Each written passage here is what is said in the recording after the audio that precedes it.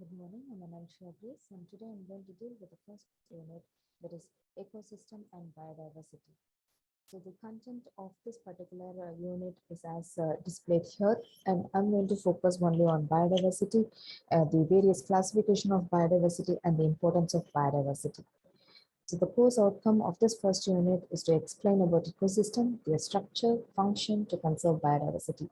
And what are the learning outcome of this particular lecture is you'll be able to understand about biodiversity, its importance, and the classifications of the biodiversity.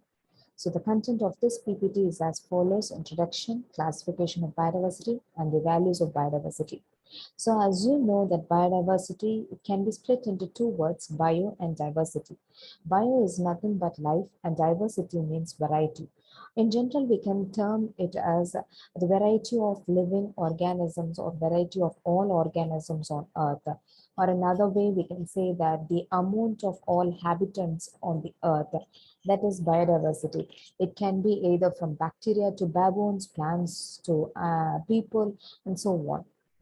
So what are the different classification of biodiversity? It can be broadly classified into three different categories, that is genetic diversity, species diversity, community or ecosystem diversity. So first is genetic diversity. This genetic diversity is mainly based on the variance among the genes in a particular species. It has a variety of genes in a particular species. So for example, here I have displayed two images. The first topmost image is a dog and the bottom image is a mango. So when you take dog has different breeds.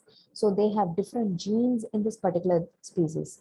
And when you take mango, we have different varieties of mangoes. That is Bangalore mango, Alfonso mango, Sindura mango. These are different genes, but they belong to the same species. So that is genetic diversity.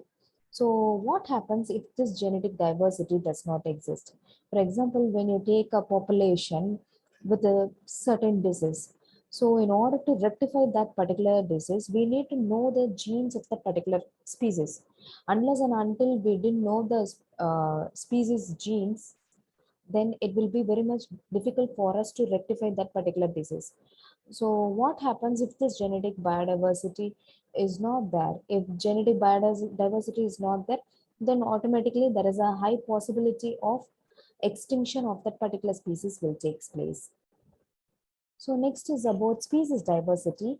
This is about the variety or the variance in species. So, for example, when you take monkey, we have different monkeys we have different species like orangutan, chimpanzee, baboons. They are different types of monkeys. And when you take cat family includes lion, tiger, cheetah. Yeah, they belong to different species.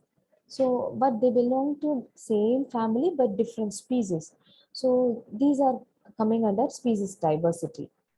And when the last type of biodiversity is ecosystem diversity, this is nothing but the variance in the ecosystem types or the variance in the habitats. That is ecosystem diversity. For example, when you take lake, pond, river, these are coming under freshwater ecosystem. And when you take rocky sand or coral reef, these are coming under marine ecosystem. So what are the important values of biodiversity? Based on the commercial values we can get from the biodiversity, we can able to get food, fuel, and so on. And productive value is from cotton trees, we can able to get silk, ivory, and so on. Social value, so we are considering plants and animals as a holy thing. So these are some of the important values of biodiversity. And why this particular biodiversity is important is when you take biodiversity, when you want the earth to be healthy, automatically we need a large variety of plants and animals. So unless and until we need our earth to flourish, we can get benefit from them, which includes food that we eat or water that we drink, and even the medicine that we rely on. So that is entirely depend upon the biodiversity. So the more the biodiversity, the more secure the life on earth. So I hope from this lecture, students, you will be able to understand about biodiversity, its values, and its classifications.